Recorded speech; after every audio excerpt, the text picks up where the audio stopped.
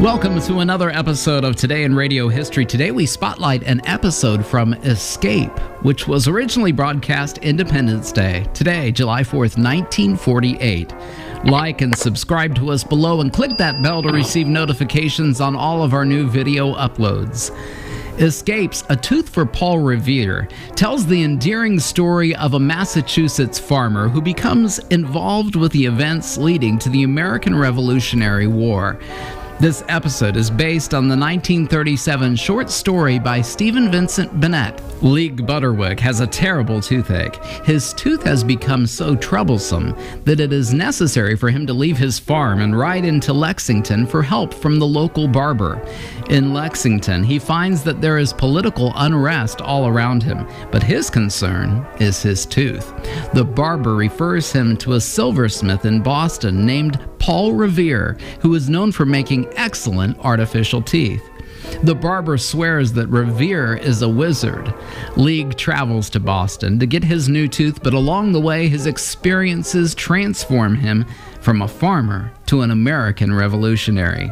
Now you can download a digitally enhanced, noise-reduced version of today's episode and many more of your favorite radio episodes by clicking on the links below. Watch our video on how we clean up old audio files and be sure to visit us online at RadioLongAgo.com.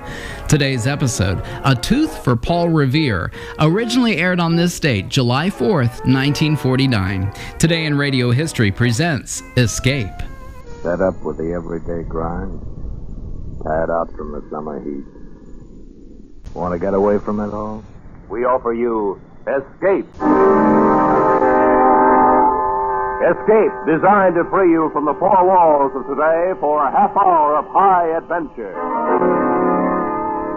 You are spurring a lathered horse through darkened streets, trapped by two hostile armies, with a kit of magic in your pocket, and the American Revolution in the balance.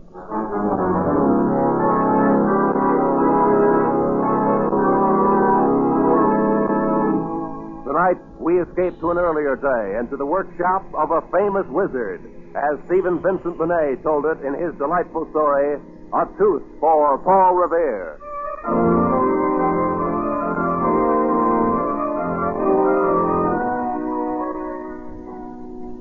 Some say it all happened because of Hancock and Adams, and some put it back to the Stamp Act from before. Then there's some that hold out for Paul Revere and his little silver box. But the way I heard it, the American Revolution broke out because of Lige Butterwick and his tooth. My great aunt was a Butterwick, and I heard it from her. Every now and then she'd write it out, want to get it put in the history books, but they'd always put her off with some trifling sort of excuse.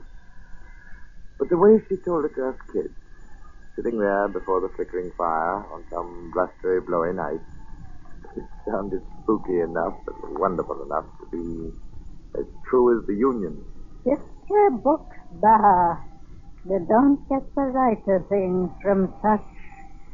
In the story of a nation, it's the queer corners that count, the tales that get whispered down through families. Now take Paul Revere, for instance. All most folks think about is his riding a horse, but he was a silversmith by trade, and there was a kind of magic in that hand of his. I could see just a little bit farther into the millstone than most folks. And in that little shop of his on those fateful nights, he sat over a miraculous flame and brewed the revolution in a silver teapot. And then he put it into a little silver box, no bigger than this. Yes, that's the way my great aunt talked about Paul Revere, and the chills ran up our spines. But it takes all kinds to make a country, she used to say, and it isn't till the plain ones, like Lige Butterwick, get stirred up, that things really start to happen. Lige, was just an ordinary sort of man, without special vision into a millstone. It might be a grand day in the history book, but for him it was just Tuesday, till he read about it in the papers. Folks could argue and fret about Boston tea parties and British warships in Boston Harbor and British soldiers in Boston streets. But Lige Butterwick just sucked his tongue and wondered how the corn might stand this year on his farm outside Lexington, Massachusetts. One day, Lige Butterwick woke up with a toothache. The hot salt pack and the tansy tea his wife fixed for him didn't seem to help much. On the third day, Mrs. Butterwick tied a string to the tooth and Lige stood by the door. Ready? Uh-huh. Well? Marthy, when it came to the pinch, couldn't quite do it. So, that's how Lige Butterwick came to ride into Lexington, Massachusetts that day. He just had to see somebody about that tooth. And when he got there, the town was in an uproar. Hi. Lige Butterwick. Eh? Oh, good day to you, neighbor William. Lige, I didn't expect to see you here today. It's my tooth. Tooth? What do you mean? Huh? Oh? Isn't it exciting? Exciting. The toothache? No, you idiot. All this. Have you seen them yet? Seen who? Why, Hancock and Adams, of course. John Hancock and Sam Adams. They're at the Parson Clark's. Only folks who come here to see was the barber. Figure he's the only one who can do something for my tooth.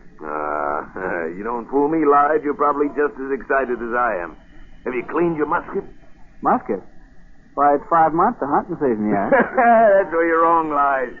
Looks like hunting season may be early this year. Huh? Keep your powder dry. Huh? And so Lige Butterwick came to Lexington, and it was a great day for the history books, and to him it was just Tuesday. And his tooth was jumping. He went to see the barber, the likeliest man he knew to pull a tooth. But the barber took one look at it and shook his head. Now, I can pull her out all right, Lige, but she's got long roots and strong roots, and she don't leave an awful gap when she's gone. That's true. Now, what you really need, though it's, of course, it's my business, one of these here artificial teeth to go there in the hole. Artificial teeth? Yeah. Land of mercy, it's flying in the face of nature. Nothing of the kind, Lige. Artificial teeth is all the gold these days. Like you ought to keep up with the times. But it would do me no good to see you with an artificial tooth. Yes, indeed it would. It would do you good, but supposing I did want one, how in Tunket would I get it in Lexington? Now, you just leave that all to me. You'll have to go into Boston, but I know just the man. See if I can find it. I had a prospectus here somewhere. Oh, yeah, it's here. See here? Uh-huh. This fella Paul Revere in Boston that fixes them, and they say he's a boss workman. Revere? Yes. Now, you just listen to this here. Whereas many persons were so unfortunate as to lose their forties. That's you, Lige. Oh, yeah. To their great detriment, not only in looks, but in speaking, both in public and private. This is to inform all such that they can have them replaced by artificial ones. I see. That will look as well as the natural and answer the end of speaking to all intents. Oh, yes, and then see, it goes on. His name. Yes, his name's right here. Paul Revere, goldsmith, near the head of Dr. Clark's Wharf in Boston. Sounds well enough, but what's it going to cost? Oh, I know Revere. Comes through here pretty often, as a matter of fact. Does? Yes, and he's a decent fella, even if he is a pretty big bug and sounds lipsy. Now, you just mentioned my name. Well, it's something I hadn't thought of, but in for penny, in for pound. Missed a day's work already, and that tooth's got to come out before I go stark staring mad. But what sort of man is this Revere, anyway? Oh, he's a regular wizard. A regular wizard with his tools. Wizard? I don't know about wizards, but if he can fix my tooth, I'll call him one. So, Lige Butterwick got back on his horse and started for Boston. He rode through the busy, excited streets of Lexington, and when they came opposite the residence of Parson Clark, He saw a little crowd collected, men staring. So he stopped his horse for a moment and looked. Mister, is that them? Is it who, son? Mr. Hancock and Mr. Adams, sir. There through the window. Tall, handsome man and a short man with a face like a bulldog. I wouldn't know, son. They're strangers to me. Get up. When he got to Boston, he began to feel queer. And it wasn't only his tooth. He hadn't been there for 4 years, and he'd expected to find it changed, but it wasn't that either. The sky was clear and beautiful, but Lige felt like there was thunder in the air. It was uncanny. And the people, there'd be little knots of them on the corners, but when you came up to them, they seemed to melt away. Or they'd look at you, stop talking. And then he came to the harbor. Out there in the port of Boston, riding black and grim with a British warship. He'd known they'd be there, of course. But it was different somehow, seeing them with their guns pointed in at the town. Suddenly he felt uncomfortable. Felt he'd like to turn and go home. But he was hungry, and so he went to a tavern for a bite.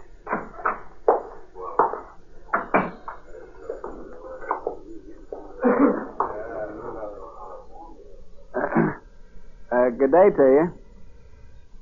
What may I do for you, stranger? Just a bite and a sup, if you're serving. Aye. Have a seat. You'll be served. Thank you. Nice weather we're having these days. It's bitter weather for Boston. Well, now maybe for Boston, but out in the country, we'd call it good planting weather. I guess maybe I was mistaken in you. It is good planting weather.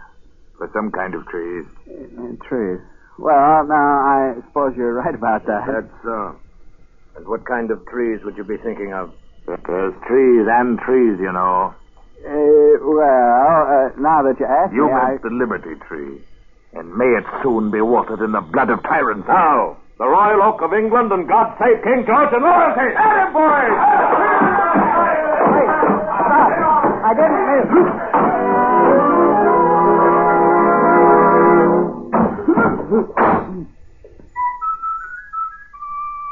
Glory.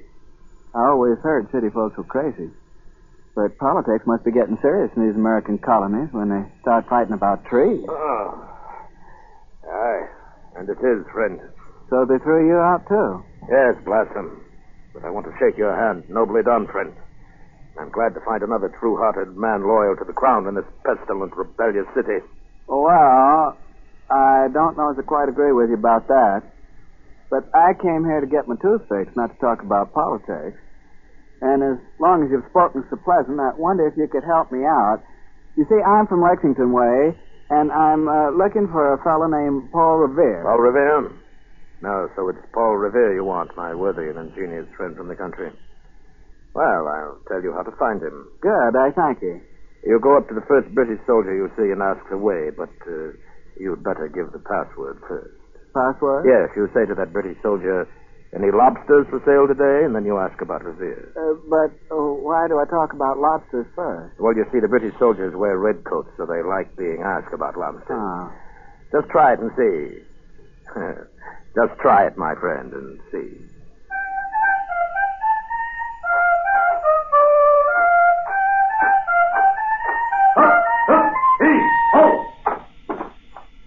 Pardon me, sir. Do you have any lobsters for sale today? What? How dare you seize that man?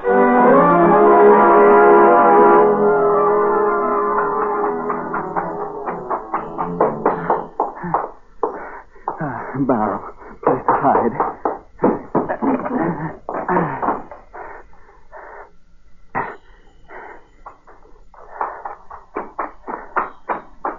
Down that way. Come on, Sergeant.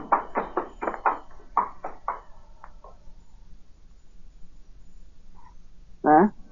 You can come out now. They've gone past. Oh. Oh, yes, thank you. Now, look at your clothes. That was a tar barrel you jumped into. Yes, I'm a sight. What were they chasing you for? I really don't know. Guess I didn't give the right password. Password? Yes, but all the same, I don't think soldiers ought to act like that when you ask them a civil question. But city folks are soldiers. They can't make a fool out of me. I came here to get my tooth fixed and get it fixed at will if I have to surprise the whole British kingdom to do it. Oh, good for you, sir. Can I be of any help to you? You can, boy. Tell me where I may find the silversmith, Paul Revere. Oh, that's easy. Right before your eyes. There's a sign hanging down by the wall, and that's his shop. I work there. Well, now, those soldiers did me a good turn after all. Come on, boy. Now maybe I'll get my tooth fixed.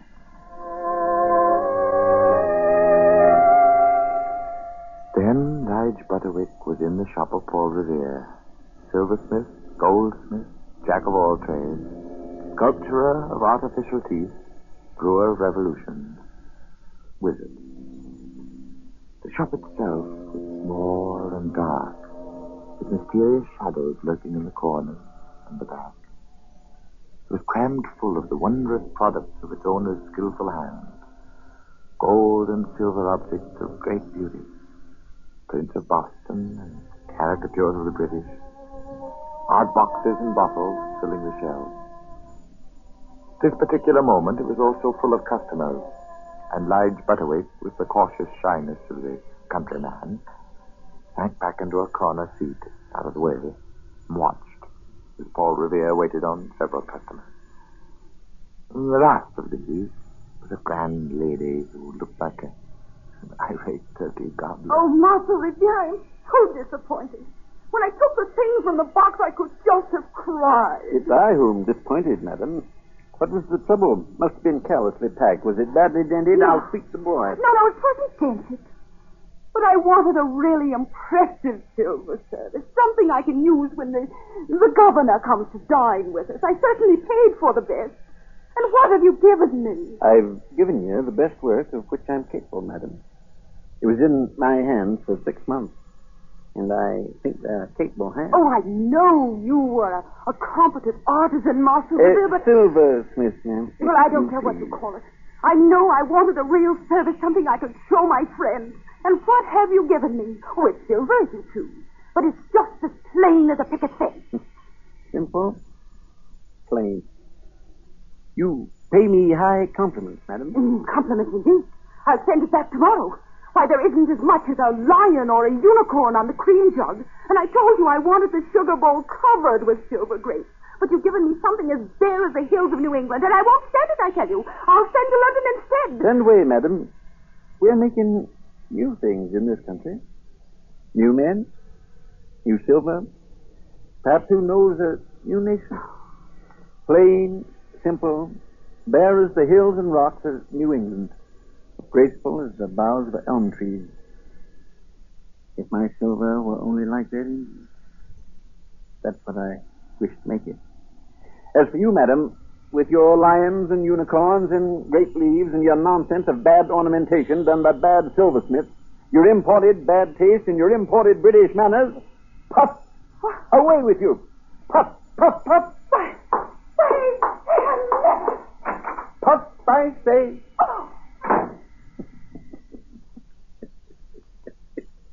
William? Yes, sir? Put up the shutters. We are closing for the day. William, no word yet from Dr. Warren? Not yet, sir. Yeah, what's that? Well, who are you there in the corner? Well, Mr. Revere, it is Mr. Revere, isn't it? Yes, of course. It's a kind of a long story, but closing or not, you got to listen to me. The barber told me so. The barber? You see, I'm Lige Butterwick, and it's my tooth.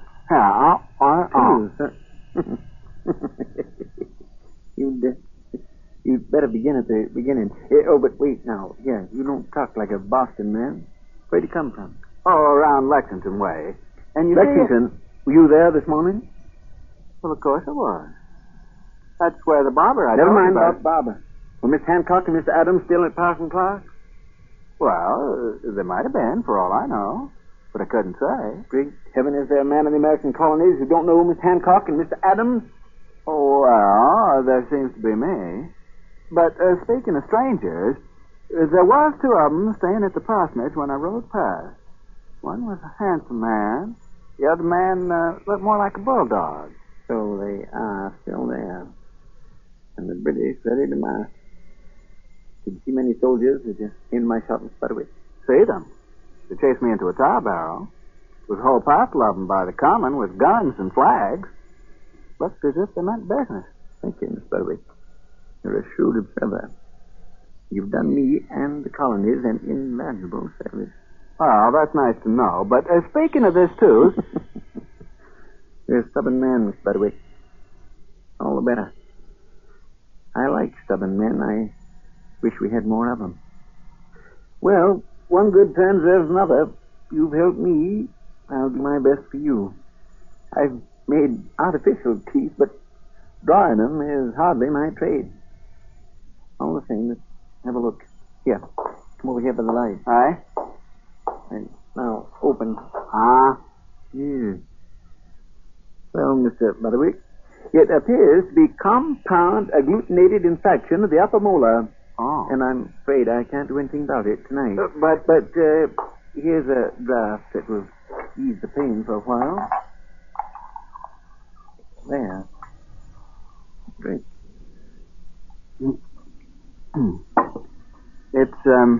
It's spicy and queer.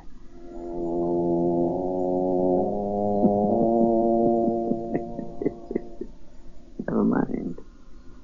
Now, you go to a tavern, get a nice rest. Come back see me in the morning.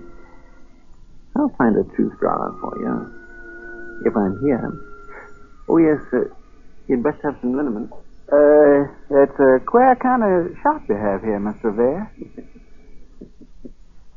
Some folks think so. Say, what's in that little bottle? Where? Oh, that. That's a little chemical experiment of mine. I call it essence of Boston. But there's a good deal of the east wind in it. Essence of Boston? Well, they did say you was a wizard. It's genuine magic, I suppose.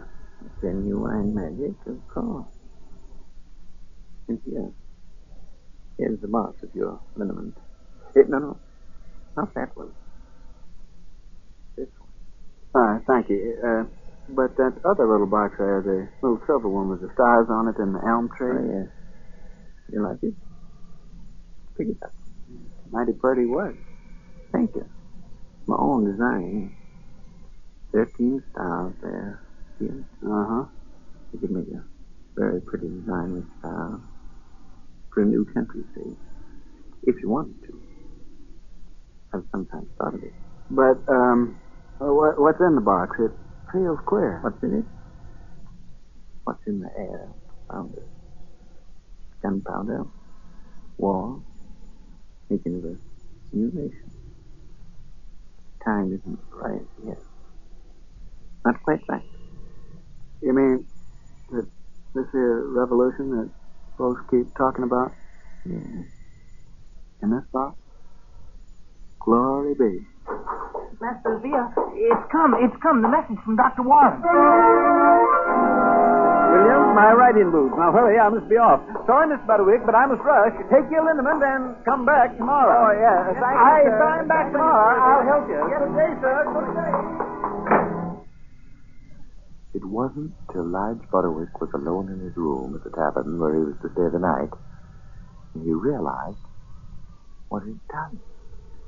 In the bustle and haste of leaving Mr. Revere's shop, he had picked up the wrong box. Instead of the box of liniment, he held in his hand the little silver box with the 13 stars on it. He hadn't quite believed Mr. Revere when he talked about the box. But then, everything had seemed so almighty queer since he'd arrived in Boston. And his tooth ached, and his head felt light. And he, being human, was curious. He looked for a keyhole. But there was none. The box wouldn't open. He shook it. Suddenly, he felt warm. As if there was something alive inside it. He held it to his ear.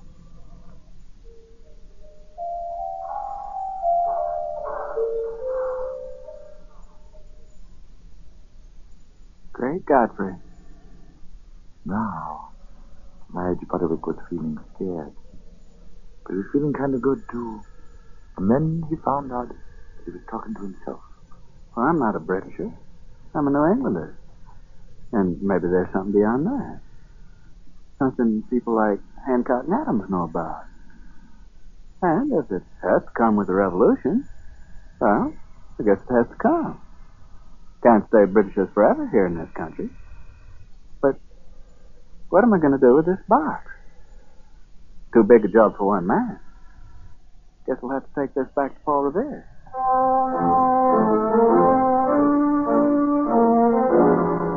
First, he went to the little shop on Clark's Wharf, but it was closed up tight. And it was a while before he could rouse anyone. Then it was the boy, William, who opened the door. Oh, you. Well, Master Revere isn't here. But I've got to find him. Can you tell me where he's gone? Why do you want to know? Got something for him. He needs it. You wouldn't be a spy for the British now, would you? A spy? Me? Well, then what is it you got for him? This box. Little silver box. Took it by mistake. Think it's important. The box? By the flag, it is important. But he's gone. Gone to warn the Patriots that the British are coming. Which way, boy? Which way did he go? Across the river, to Charlestown. All right, thank you, boy. I'll be following.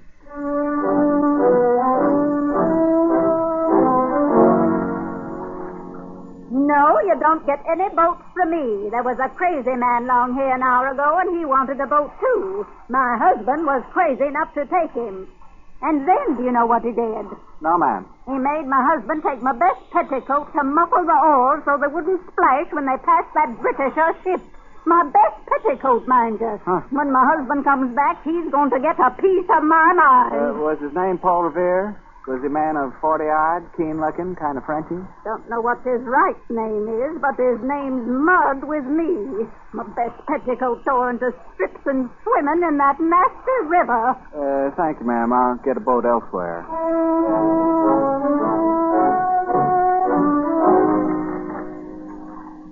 But be careful. You're rowing us right under the stern of a British man of war. Don't worry, I see it. Please, Mr. Butterwick. Ahoy there! I guess not. Thought I had a boat. Careful, Mr. Butterwick. All right, boy.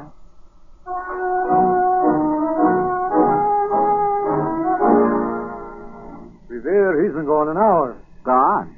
Gone where? Riding to elections, warned Hancock and Adams as soon as he spied the lights up there in the North Church. I've got to catch him.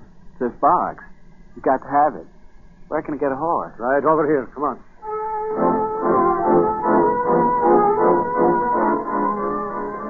Out through the darkened streets of Charlestown he rode, on into the black of the countryside. Once he got lost, but he found his way again and rode on. It was just dawn as he came in sight of Lexington, and the dew was glistening on the green of the April grass. But Lige Butterwick didn't notice the beauty of the dawn. The little silver box was hot now and burning in his pocket. And then suddenly he reined in his horse. For there on the road were two men carrying a trunk, and one of them was Paul Revere. Well, Mr. Revere, say I'm on time for that little appointment about my tooth. Well, you are a stubborn man, Mr. Butterwick. Ah, well. But you've given me a merry chase all night. I've had one myself. Been captured by the British once and escaped. Don't know what's still in store for me, but we're carrying a precious cargo here in this trunk. We're bringing to safety all the private papers of Mr. Hancock and Mr. Adams. Which reminds me, I've something for you here. What? Silver box. We've got the silver box. By mistake, and it's getting frightfully hot in my hand. Yes, my friend, and little wonder. Across there, Lexington Green. The green? What? Why, there's a line of Lexington men. And there across the creek, facing them, is a column of British redcoats. Aye, lined up with guns, they are, Mr. Butterwick. They've come to arrest Mr. Hancock and Mr. Adams, and the Minutemen stand before them. Mr. Revere, I'm a peaceable man. I've had little notion of politics. But I don't like what I saw in Boston. I don't like soldiers chasing peaceable citizens into tar barrels or uppity ladies with imported British manners. And I don't like British redcoats on Lexington Green. That I don't.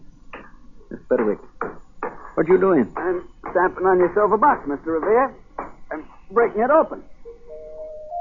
You know what you've done. You've let out the American Revolution. Look, they've fired the first shot. Well, I guess it's about time. And I guess I'd better be going now. But, Mr. Betterwick, where are you going? Home. Got a musket on the wall there. I'll be needing it. But here, what about your tooth? Oh, a tooth's just a tooth. But a country's a country. Anyhow, doesn't ache anymore.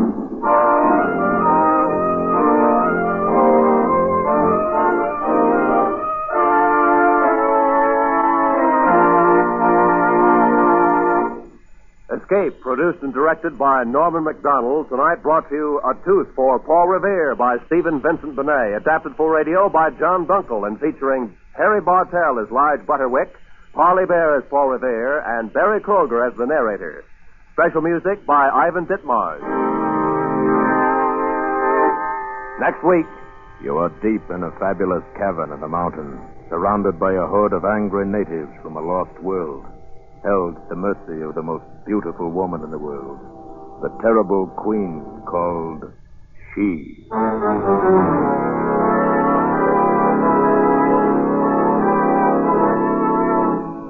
Next week, we escape with H. Rider Haggard's famous story, She.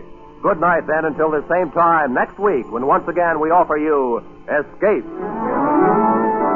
This is CBS, where 99 million people gather every week, the Columbia Broadcasting System.